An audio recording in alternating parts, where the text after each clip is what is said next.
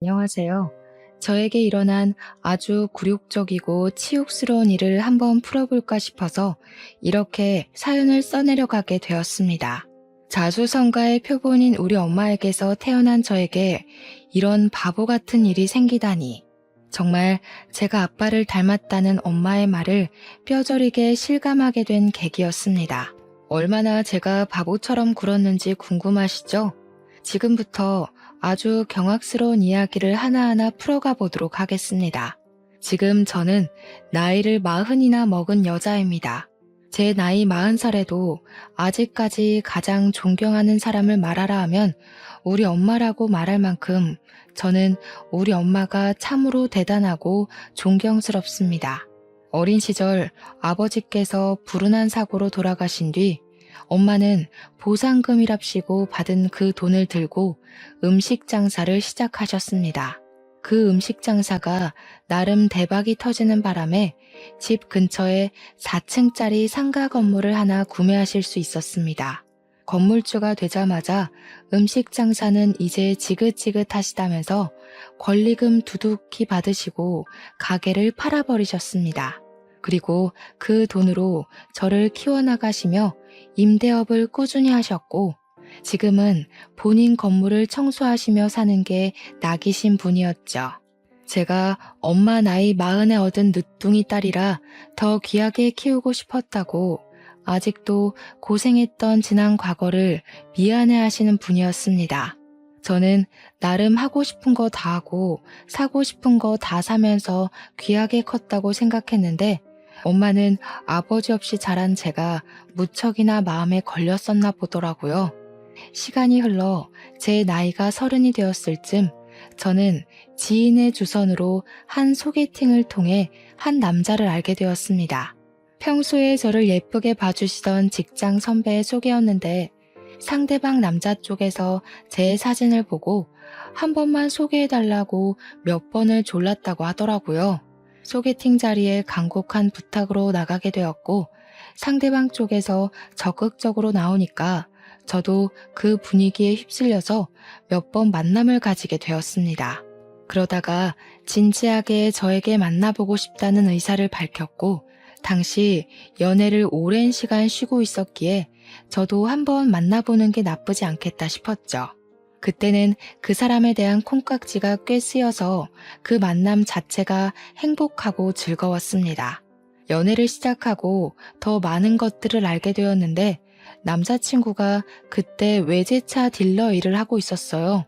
그쪽 분야에는 관심이 없었기 때문에 잘 몰랐는데 외제차 딜러 수입이 들쑥날쑥한 구조로 되어 있더라고요. 판매가 많을수록 인센티브를 받을 수 있는 구조였는데 기본급은 최저시급에 아주 조금 못 미치는 수준이었습니다. 그러니까 한마디로 차를 팔지 않으면 손가락을 빨아야 하는 달이 있을 정도였고 언변이 없는 사람들에게는 혹독한 직업이기도 하다는 이야기였죠. 그럼에도 불구하고 남자친구는 외제차를 구매하는 사람들이 거의 대부분 돈이 많은 사람들이라는 이유로 사치를 즐겼습니다. 항상 본인이 명품이어야 한다며 값비싼 물건들로 휘감고 다녔고 돈을 쓰는 것에 아낌이 없는 사람이었습니다. 저는 자수성가한 어머니 밑에서 평생을 자랐기 때문에 돈 10,000원을 써도 꼼꼼하게 가계부에 기입을 하고 옷 하나를 구매해도 몇 번이나 고민한 후에 결제를 했거든요. 남자친구와는 완전히 다른 소비 성향을 보였었죠. 남자친구는 기분이 가는 대로 돈을 쓰곤 했거든요. 제가 봤을 땐 이해가 가지 않을 정도였어요. 10만 원이든 20만 원이든 자기 기분 내키는 대로 아까운 걸 모르고 돈을 썼죠. 가끔은 100만 원대가 훌쩍 넘는 명품 옷을 고민도 없이 구매를 하는데 저는 기겁을 했습니다. 무슨 가디건 하나 사는데 금액대가 100만 원이 넘어가는 건지 인터넷 쇼핑몰에서 구매하면 2만 원대에도 살 수 있을 법한 디자인인데요. 그렇다고 제가 지질이 궁상을 떨면서 살아왔던 건 아니었어요. 우리 집도 조물주 위에 건물주인 엄마가 있었기에 섭섭지 않게 용돈도 받고 했었는데 제가 아무래도 보고 배운 버릇이 있다 보니 신중해진 것이었죠.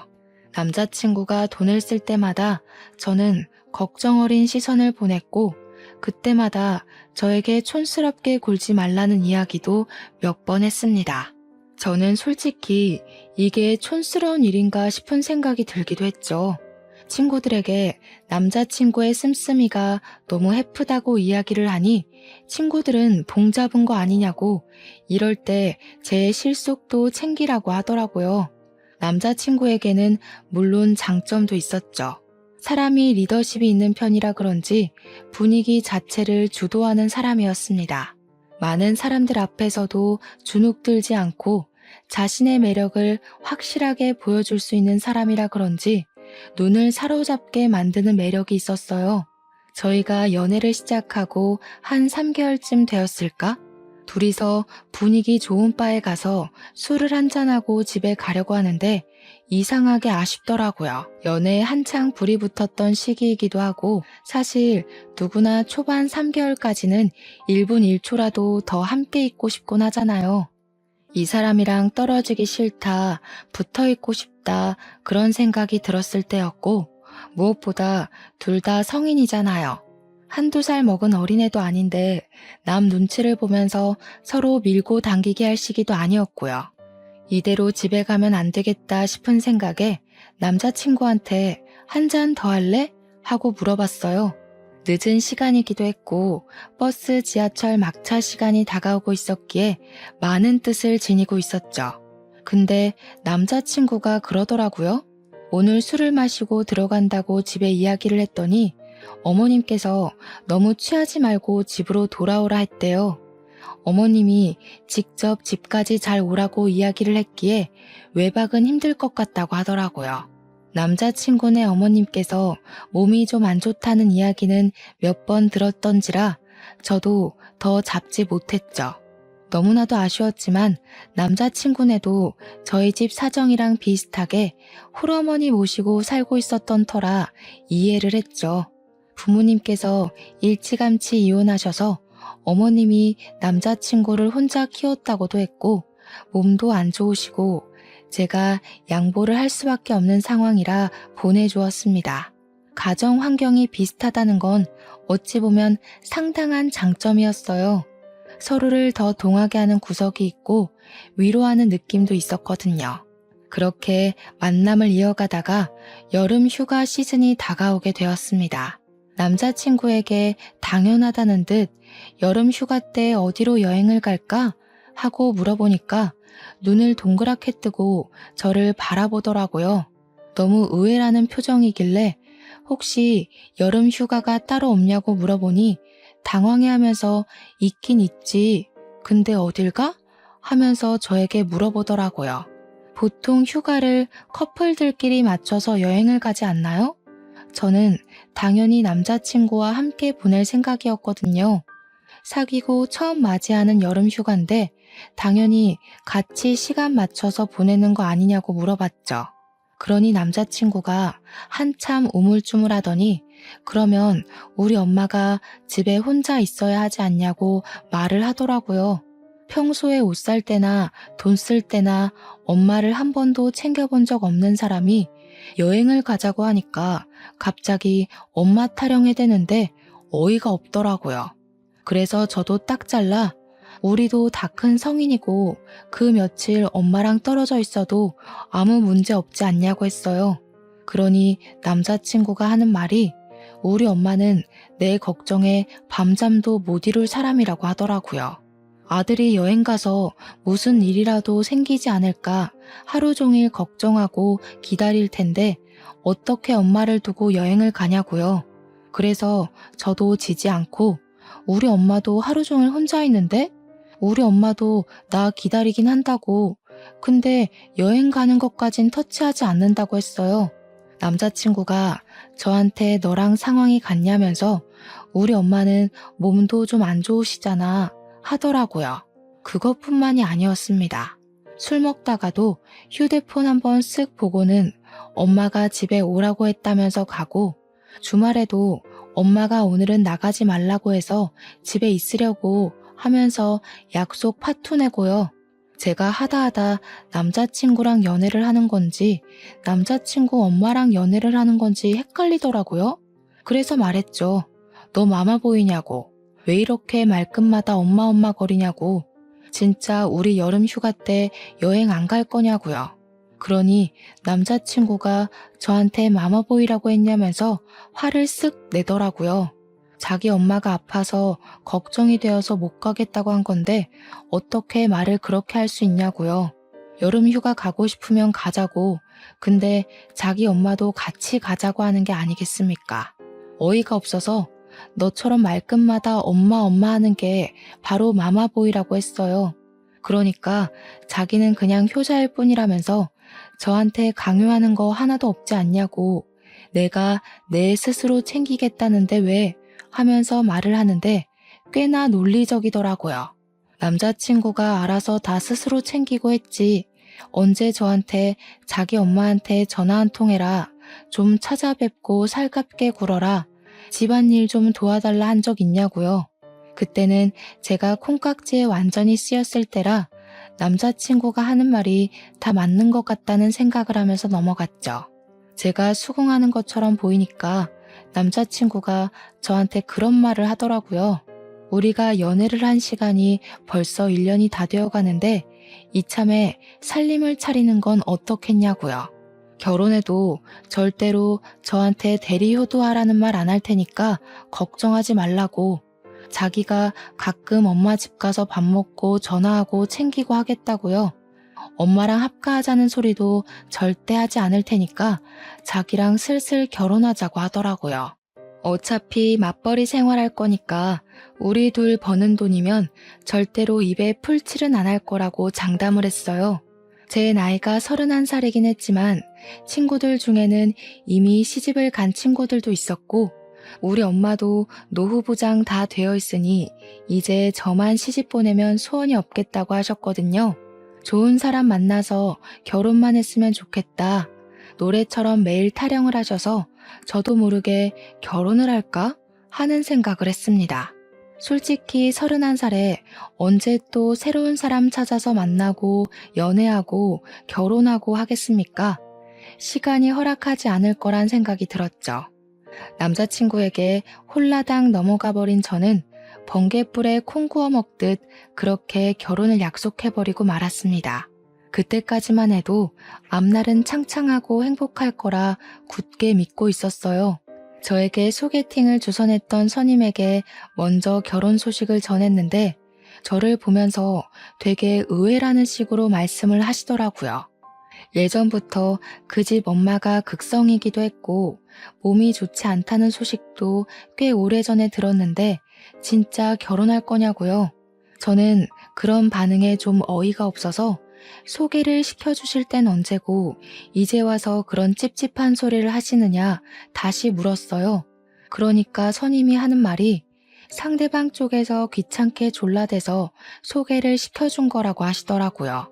자기도 사실 엄청 친한 사이는 아니라고 말꼬리를 흐리시더니 그래도 1년을 만났다는데 자기보단 제가 더 잘 알고 결정하지 않겠냐고 하더라고요. 그냥 축하한다고 말부터 할 걸 하시는데 저도 기분이 좀 상하긴 했지만 고맙습니다 하고 말았습니다.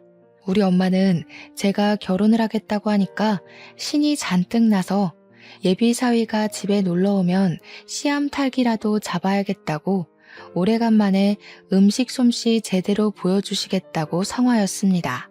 우리 집에 인사를 드리러 오기로 한 날이 왔고 살짝 긴장했는데 빈손으로 떡하니 나타난 예비 신랑을 보고 조금 실망하긴 했습니다. 처음 인사드리러 온 자리인데 아무리 편하게 오라고 했다지만 빈손은 좀 아니지 않나요? 근데 정작 엄마는 별 신경도 쓰지 않는 눈치길래 그냥 저도 별소리 하지 않았습니다. 엄마가 정말 백숙에 잡채에 게장에 손이 많이 가는 음식들로 죄다 준비를 하셨더라고요. 예비 신랑에게 살갑게 굴면서 많이 먹으라고 예전에 음식 장사를 했었던 터라 손맛이 좋다면서 닭백숙 다리를 쭉 뜯어서 앞접시에 올려주었어요. 그러니 예비 신랑이 인상 팍 구기면서 어머님 많이 드시라고 자기는 물에 빠진 닭은 별로 안 좋아한다고 하더라고요. 제가 당황해서 아니 주는 대로 먹지 무슨 반찬 투정을 하고 있냐고 한 소리 하니까 자기네 집은 항상 닭을 구워서 줬다고 하더라고요. 그래서 통닭을 더 좋아한다면서 물에 빠진 닭은 무슨 맛으로 먹어요? 하고 앞접시를 쓱 밀대요. 우리 엄마도 당황하셔가지고 눈만 껌뻑이고 계셨어요. 저는 철없는 예비신랑과 엄마 사이에 껴서 이리저리 눈치를 보며 밥을 먹었습니다. 식사 시간이 끝이 나고 이런저런 이야기를 나누는데 예비신랑이 우리 엄마한테 그러더라고요. 장모님은 무슨 돈으로 생활을 하고 계신 거냐고요. 혹시 제가 생활비를 대고 있는 거냐고요. 제가 그냥 웃으면서 우리 엄마 돈 많아. 걱정 안 해도 돼. 하니까 남자친구 눈이 번쩍 뜨이는 거예요. 아까 밥 먹을 때 슬쩍 들어보니 식당을 하셨다고 하던데 프랜차이즈 같은 거 가지고 계신 거냐고 사장님이냐고 묻대요. 엄마가 그 식당은 권리금 받고 넘긴 지 오래라고 그때 받은 돈이 꽤 쏠쏠해서 저를 키운 거라고 이야기하셨어요. 그러면서 요즘은 부업으로 건물 청소도 하고 있고 하면서 이야기를 하셨죠. 그러니까 예비 신랑 얼굴이 팍 구겨지면서 아, 건물 청소 하면서 말꼬리를 흐리는 게 아니겠어요? 엄마도 그 표정에 빈정이 확 상하신 건지 청소하고 있는 건물이 본인 건물이라는 이야기는 하지 않으시더라고요. 어영부영 자리가 끝이 나고 예비 신랑이 집으로 돌아가고 난 뒤에 엄마가 저를 확 째려보시더라고요. 저한테 남자 보는 눈이 발끝에 달린 것 같다고 허우대 멀쩡하고 외관만 번쩍번쩍하면 뭐하냐고 속이 시커멓다고 하셨어요. 저도 그냥 딴청 부리면서 평소에 저런 사람이 아닌데 오늘은 긴장을 해서 말이 헛나온 것 같다고 필사의 별명을 했죠. 그러니 그제야 처갓집 방문하면서 빈손으로 오는 애는 처음 본다고 저한테 아주 헛똑똑이라고 하시더라고요. 그 뒤에 저도 예비 신랑의 집에 인사를 드리러 가게 되었고 처음으로 시모가 될 사람을 만났습니다. 저를 보자마자 아가씨가 우리 아들이랑 연애한다는 아가씨구나 하시면서 결혼하고 싶다고 하고 물어보시더라고요. 제 손을 잡으면서 우리 아들이 내 손에서 오냐오냐 자라서 맞춰줄 게 한두 가지가 아닐 텐데 고생하겠네 하시는데 첫인상이 너무 좋으셨어요. 이런저런 이야기를 하다가 문득 그런 생각이 들더라고요. 분명 몸이 몇 년 전부터 안 좋으시다고 했는데 아픈 기색이 아무리 봐도 전혀 보이질 않더라고요. 식사 자리에서 밥도 고봉밥으로 퍼서 쩝쩝 소리를 내시며 정말 입안 가득 채워 드셨거든요. 저도 궁금하긴 했던 터라 어머님 이 말로는 몸이 많이 안 좋으시다고 하던데 어디가 아프신 거냐고 물어보았죠. 갑자기 밥 먹다 말고 저를 확 치켜뜬 눈으로 보시더니 왜? 내가 어디 아프면 갖다 버리려고? 하시는 거예요. 지금이 무슨 고려장 시대도 아니고 제가 갖다 버리긴 어디다 갖다 버리겠습니까? 저도 너무 놀라서 아니라고 도와야 할 일이 있을까 싶어서 미리 여쭈어 보는 거라고 했죠. 그러니까 저한테 내가 애 아빠랑 옛날에 이혼했다는 이야기는 들었지? 하면서 물어보셨습니다. 이혼하셨다는 사실만 알고 있다고 하니까 갑자기 눈물을 슬쩍 훔치시더라고요. 자기가 예비 신랑 키우느라 안 해본 일이 없다고. 그러니 이 나이 먹고 관절 하나하나가 쑤시고 아프다고 매일같이 정형외과에 가서 물리치료를 받고 한의원에 가서 침을 맞고 하신다는 거예요. 근데 저희 엄마는 나이 40에 저를 낳으셨잖아요. 시모는 남편을 일찍 낳으셨더라고요. 그러니까 우리 엄마랑 시모의 나이 차이가 10살이나 납니다. 식당 일에 건물 청소를 하고 있는 우리 엄마도 관절이 아프다고 해도 그렇게 매일매일 병원을 다니시진 않거든요.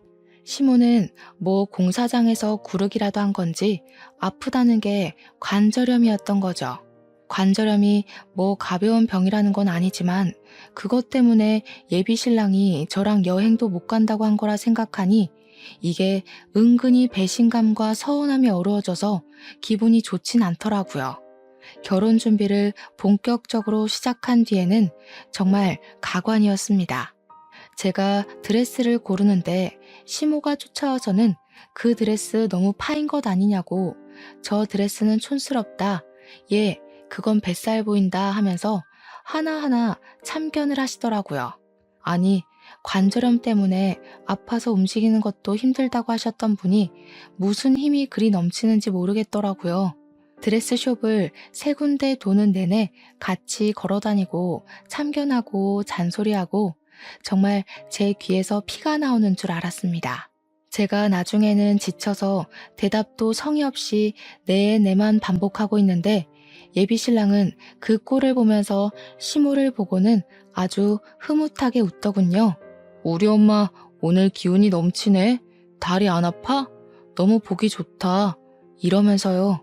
순간 이 결혼 정말 해도 되는 거 맞나 고민을 하고 있었는데 이제 와서 물으기에는 계약금 걸어둔 것도 많았고 돈이 원수였죠. 거기다가 이 사람이 아니면 내가 누구랑 결혼을 할 수 있겠나 하는 생각도 들었고요. 저 참 바보 같았죠. 근데 누구라도 저와 같은 상황 속에 떠넘겨진다면 같은 고민을 하셨을 거라 생각합니다. 주위에서는 원래 결혼 전은 우울한 거라며 누구나 겪는 현상이라고 치부하더라고요. 저도 자꾸 주위에서 별일 아니다, 다 괜찮아진다고 이야기들 하니까 그냥 그런가 보다 하고 넘어가게 되었죠. 혼자 한복을 맞추러 가게 되었을 때 작은 소란이 일어나기도 했습니다. 원래 신부 쪽 한복은 분홍색 계열로 신랑 쪽 한복은 푸른색 계열로 맞추잖아요. 시모는 자기가 파란색 말고 굳이 분홍색을 하고 싶다고 난리를 피우셨어요. 자기 얼굴에 파란색이 잘 안 받는다고 하시면서요. 오죽하면 한복집 직원이 보통 그렇게는 잘 안 한다고 하면서 신랑 쪽은 푸른색을 입으셔야죠 하면서 말렸거든요. 그러니 시모가 삿대질을 직원한테 하면서 내 돈 주고 내가 입고 싶은 거 고르겠다는데 왜 참견하냐고 소리를 지르더라고요. 첫 만남에 인상 좋고 선하게 굴었던 모습과는 전혀 다른 모습이었어요. 나중에는 무슨 중전마마가 입을 법한 한복 같은 걸 가져와서는 이걸 입어보고 싶다고 떡하니 내밀더라고요. 한복집에서 이거는 신부님들이 입는 한복이라며 혼주 한복 아니라고 말리더라고요. 보다 못한 예비신랑이 시모한테 그러지 마시고 그냥 구색 맞춰서 입자고 하니까 그제야 시키는 대로 입으시더라고요. 물론 계속 파란색이랑 나랑 잘 안 받는데 나 이거 입으면 얼굴색이 확 죽어버리는데 하면서 구시렁거렸고요. 저랑 엄마는 그 꼴을 지켜보면서 와 진짜 기가 빨린다 하고 있었는데 엄마가 슬쩍 옆구리를 찌르시더라고요. 너 이 결혼 진짜 할 거야? 하면서요. 솔직히 그 소리도 너무 듣기 싫고 나중에는 귀를 닫고 무시해버렸죠. 아직도 엄마한텐 그 일이 큰 죄를 지은 기분이라 참 죄송합니다. 아무튼 혼인신고도 신혼부부 대출 때문에 미리 하고 결혼식도 잘 마치고 대출이 반 이상인 신혼집에 들어가게 되었습니다. 가전이나 가구들도 싹 들어오니까 집이 정말 사람 사는 집 같고 좋더라고요. 이제 행복한 신혼생활만 남은 건가 하며 하루하루를 즐겁게 보냈습니다. 같이 장을 보고 음식을 만들고 청소도 분담해서 하고요. 그렇게 한 3개월쯤 지났을까 어느 날 시모에게서 뜬금없이 저에게 전화가 왔습니다. 저랑 남편이 맞벌이 부부다 보니까 사실 밥은 저녁 한 끼만 집에서 같이 먹었거든요. 아침은 원래 둘 다 안 먹는 편이고 아침을 먹으면 속이 부대끼는 느낌을 받아서 합의하에 저녁 시간만 같이 준비해서 먹기로 했죠. 그런데 시모가 저한테 우리 아들 아침밥을 안 차려준다며 하시는 거예요. 그래서 저도 지지 않고 말했죠. 애초에 서로 합의하고 먹지 않기로 약속을 했다. 그이도 아침 먹으면 하루 종일 배가 아파서 일하는데 지장이 있다고 하더라 하면서요. 그러니까 저한테 생각이 없다면서 배가 아프지 않게 죽 같은 걸 써서 준다거나 부드러운 음식으로 차려줘야 하는 거 아니네요. 아니, 저랑 남편이랑 서로 합의하에 정한 이야기를 왜 이제 와서 들쑤시는지 이해가 가지 않았습니다. 저도 딱 잘라서 말을 했죠. 남편이랑 이미 결혼 전부터 다 합의를 본 상황이고 아침 안 먹는 생활을 지금 3개월째 하고 있다고요. 그동안 아무런 문제도 없었고 앞으로도 그럴 거니까 이 부분은 신경 쓰지 마셔라. 그이랑 저랑 둘 다 알아서 잘하고 있다고 했습니다. 그러니 시모가 할 말이 없는지 끙끙거리는 소리만 내더라고요. 아마 잔소리하고 싶었는데 제가 너무 강력하게 말하니까 할 말이 없어서 화를 사귀는 것 같은 소리였어요. 전화를 끊으려고 하는데 대뜸 그러시더라고요. 왜 저녁밥 차릴 때 된장찌개 아니면 김치찌개만 주냐고요. 원래 한국인의 밥상 기본 찌개가 된장찌개랑 김치찌개 아니었나요? 그래서 둘 다 번갈아 가면서 주고 있다고 대꾸를 했죠. 그러니까 마치 너 딱 걸렸다 하는 말투로 아들이 전화와서는 순두부찌개가 먹고 싶다고 했다면서 저한테 순두부찌개를 좀 해주래요. 제가 곧 죽어도 순두부를 안 해준다고 일러바쳤다는데 제가 뭐 일부러 먹이지 않은 건 아니잖아요. 저한테 말을 해야 제가 끓여주던가 하죠. 그래서 오늘 저녁에 끓이겠다고 대꾸하고 끊었습니다. 퇴근하고 온 남편에게 말없이 순두부찌개 거리를 차서 바지락 넣고 칼칼하게 끓여주니까 제 눈치를 살살 보더라고요. 그래서 저도 한마디 했죠. 먹고 싶은 게 있으면 나한테 말을 하지 왜 시모한테 말을 해서 저를 곤란하게 만드는 거냐고요. 그랬더니 그냥 밥 잘 먹고 다니냐 해서 아침이야 원래 안 먹었던 거니까 패스하고 저녁에는 된장찌개, 김치찌개 번갈아 먹는다고 했대요. 시모가 먼저 우리 아들 순두부찌개 좋아하잖아. 한마디 해서 맞지 좋아하지 라고 대꾸해 준 게 끝이라는 겁니다. 누구 말이 진짜로 맞는 말인지 나원 참. 제가 그냥 남편을 쓱 흘겨봤어요. 남편이 필사적으로 변명을 하길래 앞으로는 저한테 직접 이야기해달라고 오해가 쌓이는 건 싫다고 말했습니다. 그러니까 갑자기 남편이 그럼 먹고 싶은 거 다 이야기해도 되냐고 하더라고요. 제가 뭐 요리사는 아니니까 전부 다 해줄 수는 없지만 말을 해주면 노력은 해보겠다고 말은 했죠. 그러니까 자기는 밥 종류보다 분식 종류를 더 좋아한다면서 캡사이신이 팍팍 뿌려진 떡볶이랑 볶음 우동 같은 밀가루가 먹고 싶다고 하더라고요. 제가 엄마의 손맛을 물려받긴 해서 사실 웬만한 음식들 다 평균치는 하거든요. 다음 날부터 남편이 먹고 싶다는 거 말을 해주면 제 선에서 가능한 음식들을 곧잘 해줬어요. 근데 어찌 된 게 메뉴가 맨날 밀가루 음식에 맵고 짜고 자극적인 것만 줄줄이 말하더라고요. 사람이 좀 골고루 채소도 먹고 영양가 있는 균일한 식단을 해야 하는데 남편이 입맛이 소위 말하는 초등학생 입맛인지 맨날 밀가루만 찾더라고요. 과일, 채소 이런 거 절대 입에도 안 되는 사람은 또 처음이었습니다.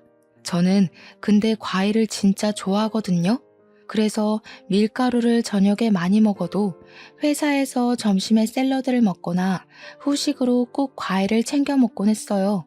우리 엄마가 식당 하실 때 저한테 항상 골고루 편식하지 말고 밥을 먹어야 한다고 습관을 들이셨거든요. 저는 나름 균형을 맞추려고 노력했고 남편은 점심에도 맨날 돈가스랑 제육볶음만 먹는 것 같았어요. 그러다가 배변 활동에 문제가 생기고 말았던 거죠. 극심한 변비에 고통스러워하더니 나중에는 병원에 가서 관장을 해야 할 정도까지 이르렀습니다. 배가 아프다고 대굴대굴 오밤중에 구르고 난리가 나서 맹장인 줄 알고 급하게 응급실에 갔더니 배에 가스가 가득 찼다는 겁니다. 한마디로 변을 보지 못해서 배가 아픈 거라며 관장을 하고 가라고 하더라고요. 제가 다 부끄러워서 혼이 났네요. 아무튼 관장까지 했는데도 정신 못 차린 남편은 맨날 떡볶이 해줘, 라면 끓여줘, 아기찜 해줘 하더라고요. 그렇게 맵고 짜고 밀가루만 처먹다가 결국 우리 남편은 치질에 걸리게 되었고 하루 종일 아프다 아프다 하더니 결국 수술까지 하게 되었습니다. 결혼을 했으니까 여름 휴가는 해외여행을 가볼까 하고 계획을 짜놨었는데 남편이 치질 수술을 해야 한다는 이야기를 하자 완전히 절망하고 말았죠. 그러길래 식습관을 좀 고쳤으면 얼마나 좋았겠냐고 잔소리를 했더니 남편은 자기 아픈 거 몰라준다고 삐지더라고요. 결국 고대하던 결혼 후 첫 여행은 완전히 무산되었고 남편은 치질 수술을 하기 위해 입원을 하게 되었습니다. 수술 자체는 간단하고 시간도 얼마 걸리지 않았는데 수술한 이후가 문제더라고요. 아픈 것도 정말 엄청나게 아프고 앉아있지도 못하고 바로 눕지도 못하고 엎드려서 끙끙거리며 앓는 소리만 내더라고요. 아무래도 수술이 잘못된 것 같다고 이렇게 아플 수 있냐고 예민해져가지고 하루 종일 삐지고 화내고 진짜 어린아이도 이렇게 징징거리진 않겠구나 하는 생각이 들 정도였습니다. 그 와중에 우리 시모는 입원실에 찾아와서 우리 아들 괜찮냐고 저렇게 아파하는데 진통제 하나 안 놔주냐고 발만 동동 구르더라고요. 결국에는 저한테 도대체 뭘 먹었길래 생전 없던 치질이 생겨서 저 고생을 하게 만드냐고 화를 내는 겁니다. 남편이 먹고 싶다는 거 다 챙겨줬을 뿐이라고 같이 먹은 저는 멀쩡한데 뭐가 문제냐고 했죠. 아무래도 어머님이 좀 하자 있는 아들을 낳으신 게 아닐까요? 하면서 일부러 과장되게 웃었습니다. 막말로 시모의 아들 식습관이 이상해서 생긴 병인데 제 탓을 하니 제가 짜증이 나지 않겠어요? 그렇게 한 3일을 입원해 있었어요. 근데 수술은 했어도 화장실은 꼭 가야 한다고 하더라고요. 남편이 배가 아프다고 화장실을 갔는데 수술을 하고 처음으로 변을 본 것이었거든요. 뒤처리를 하려니 무섭고 아프고 힘들었나 봐요. 저는 출근을 해서 없었고 병실을 지키고 있던 시모한테 계속 징징거렸던 거죠. 퇴근하고 병원에 찾아가니 시모가 저한테 그러더라고요. 우리 아들이 치질 수술해서 뒤처리가 힘들다고 하니까 네가 좀 도와줘라. 제가 너무 놀라서 네? 하고 물어보았죠. 배를 수술한 것도 아니고 팔을 수술한 것도 아닌데 용변 처리를 저보고 하라고 하니까 제가 황당하죠. 싫다고 고개를 절레절레 저었더니 지금 네 남편 더럽다고 피하는 거냐고 버럭하시대요? 네, 더럽죠. 남의 변이 더럽지 그럼 깨끗해요? 그렇게 좋으시면 어머님이 직접 하세요. 제가 딱 잘라 거절을 하니까 민망한 건지 괘씸한 건지 수치스러운 것도 모르고 그걸 시모한테 시킨다고 버럭버럭. 아니 자기가 낳은 아들인데 저보다 시모가 하는 게 맞지 않겠냐고 했더니 노려보시대요. 제가 시모한테 수치스러운 건 어머님이 아니고 남편일 거라고 그거 하나 제대로 못하는 머저리로 만드시는 거냐고 했죠. 남편이 퇴원을 하고 저희는 다시 일상으로 돌아가게 되었습니다. 남편은 수술을 하느라 여름 휴가를 다 쓰게 되었는데 저는 여름 휴가를 쓰지 않았으니 남아 있었거든요.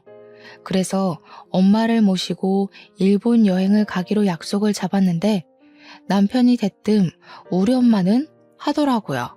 저도 아무렇지 않게 우리 엄마랑 여행 가는데 시모는 왜 물어보냐고 모르쇠로 일관했더니 입을 삐죽이더라고요. 제가 웃으면서 시모는 네가 모시고 가야지. 나한테 대리효도 안 시킨다며? 나랑 엄마랑 놀러 가는데 시모를 왜 끼워 넣어? 했어요. 결혼 전에 저한테 약속했던 사실이 있었으니 자기도 대놓고 시모 모시고 가라고 강요도 못하고 제가 시모도 같이 가자고 해볼까? 하고 말해주기를 기다렸던 모양이더라고요. 제가 정신 나갔나요? 시모를 모시고 가게. 끝까지 제 입에서 시모한테 물어보겠다는 말이 나오지 않으니까 우리 엄마 일본 못 가봤는데 불쌍하다 하더라고요. 그래서 시모 일본 안 가보셨으면 당신이 겨울에 어머님 모시고 일본 가면 되겠네 했죠. 그러니까 눈 동그랗게 뜨고 그럼 너는? 하길래 나는 우리 엄마 모시고 동남아 갔다 오면 되지 했어요. 저한테 어쩜 말 한마디를 지지 않고 계산적으로 구냐고 따지더라고요. 제가 이렇게 계산적으로 굴게 된 것에 파랄이 누구 탓인데 그런 소리를 하는지 저는 친정엄마랑 결국 일본 여행을 떠났고 즐겁게 여름 휴가를 보내고 와서 선물 사온 걸 남편과 시모에게도 나눠드렸습니다. 근데 시모가 저를 보자마자 일본 여행 재미있었냐고 네 남편이랑 나 두고 가니까 즐겁지? 하면서 비꼬더라고요. 그래서 제가 웃으면서 이이가 겨울에 어머님만 모시고 일본 간다고 하더라고요. 두 분이 즐겁게 데이트하고 오셔요 했죠. 그러니 시모 표정이 밝아지면서 진짜냐고 너무 좋다고 하는데 남편만 똥 씹은 얼굴로 저를 보더라고요. 자기가 챙겨서 가기는 싫었는지 그런 소리를 왜 벌써부터 하냐고 핀잔을 주는데 고소했습니다.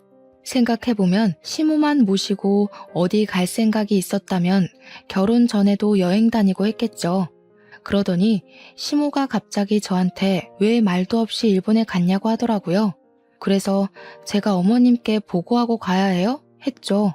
아니, 우리 아들이 종이에 손 베었다고 야단법석을 떨길래 너한테 약 발라달라고 하라니까 네가 일본 가고 없다는 거야. 내가 얼마나 속상하던지. 그거 덧나면 생살 알아서 엄청 아픈 거 알잖니? 저는 제가 뭔가 잘못 들은 건가 싶었습니다. 종이에 손가락 한 번 안 베어본 사람이 있나요?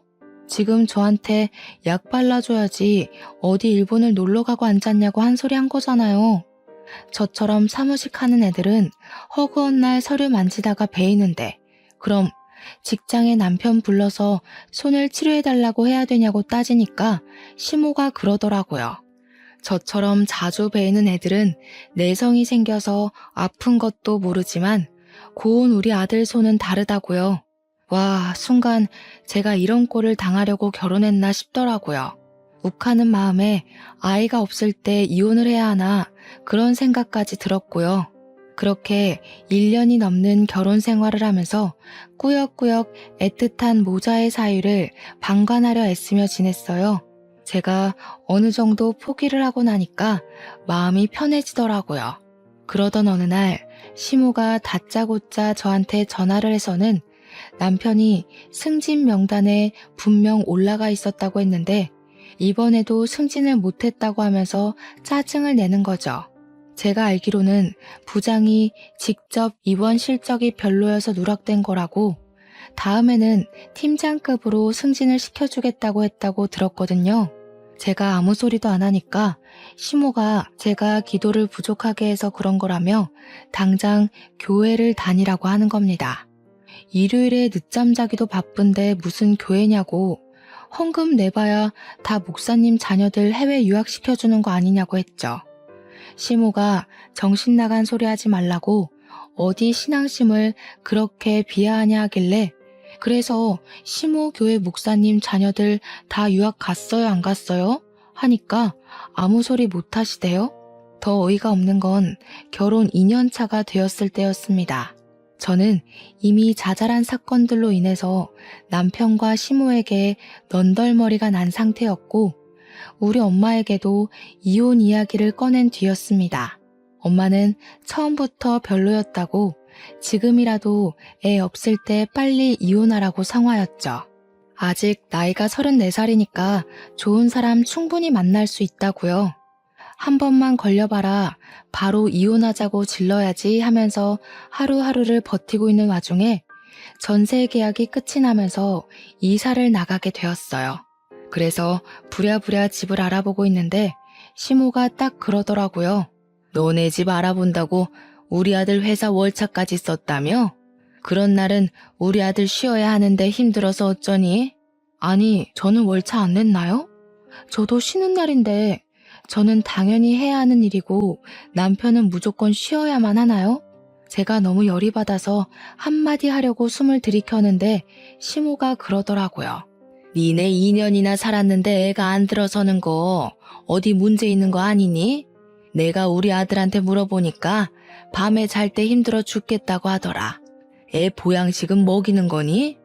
밤에 잠자리 할 때 네가 더 적극적으로 해가지고 아이를 빨리 가질 생각을 해야지. 내가 오늘 저녁에 특별히 아들 먹을 장어랑 야간문즙이랑 보낼 테니까 우리 아들 잘 좀 먹이고 너는 노력 좀 더 하고. 그 말을 듣는데 순간 꼭지가 돈다는 말이 어떤 말인지 알겠더라고요.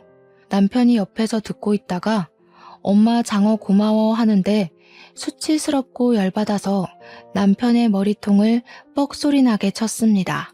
그러니까 남편이 악 하면서 소리를 지르는데 전화를 듣고 있던 시모가 아들 무슨 일이냐고 소란이더라고요.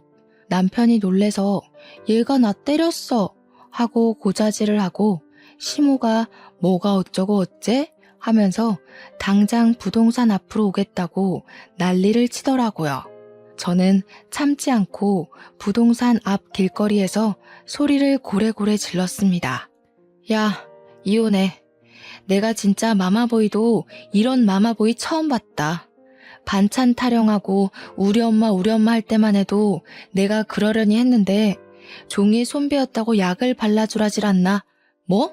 잠자리를 적극적으로 해? 장난해 지금? 야, 우리 엄마가 뭐 어쨌다고. 그냥 할 말 다 하고 산 거지. 내 머리는 왜 때려? 너 이거 폭력이야. 가정폭력. 내가 너 신고할 거야. 그래, 신고 한번 잘 해봐라. 나도 너네 엄마 걸고 넘어질 거야. 내 휴대폰에 전화 녹음 자동으로 되는 거 알고 있지? 이혼 소송 준비나 해.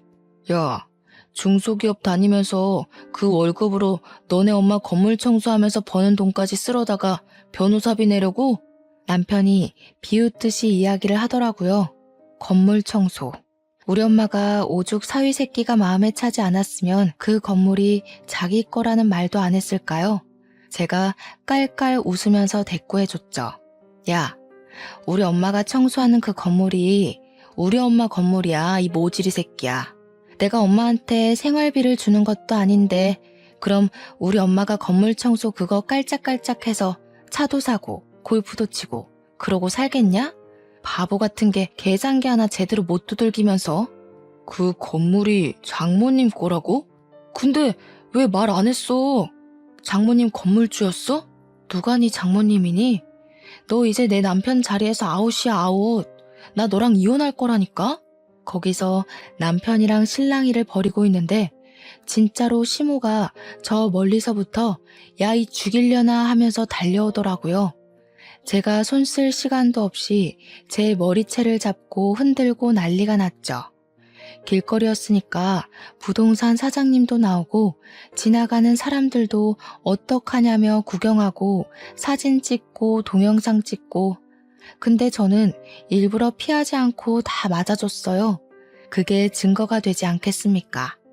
주변의 신고로 경찰이 도착했고 고발하겠다고 강력 주장까지 했습니다. 다행히 영상이 필요하면 연락달라고 주변 몇 분께서 명함을 주고 가셨길래 그거 다 챙겨서 이혼 변호사까지 만났습니다. 전송받은 영상과 제 통화 녹음 파일들을 증거로 제출했고 당연히 아이가 없었으니 빠르게 이혼이 정리가 되었습니다. 이혼 도장 쾅 찍히고 나니 전 남편이 우리 엄마를 찾아와서 왜 건물주라고 말 안 했냐고 사기 결혼 아니냐고 헛소리를 해대더라고요. 우리 엄마가 당신 누구냐고 모른 척하니까 다시 저랑 합칠 거라고 자기가 잠깐 실수한 거라고 했대요. 저희 엄마한테 제 마음 좀 돌려주라고 딸 이혼이로 살게 할 수 없지 않냐고 했다면서요. 우리 엄마가 화가 나서 이 쭉정이 같은 게 어디서 헛소리냐고 청소하던 걸레짝을 얼굴에 던졌다고 하더라고요. 제 나이 35에 깔끔하게 시모 고소하고 이혼을 딱 했습니다. 엄마의 도움으로 징징거리며 미련 떨던 전 남편을 뒤로하고 2년 동안 해외에 나가서 아르바이트도 하고 여행도 하고 놀고 먹다가 한국에 들어왔죠. 38살에 엄마의 지인분 주선으로 선을 보았고 재혼까지 했고요. 얼마 전에는 뱃속에 새 생명을 잉태하게 되었습니다. 임신 7주가 되어 첫 심장 소리를 듣고 왔는데 눈물이 줄줄 나더라고요. 전 남편에 대한 나쁜 기억들은 모조리 땅속에 묻고 새 남편과 새 가정을 이뤄 행복하게 잘 살아보려고 합니다. 8개월 뒤에 만날 우리 아이까지 함께 아름다운 세상을 느끼며 살겠습니다. 제 이야기를 들어주셔서 감사합니다.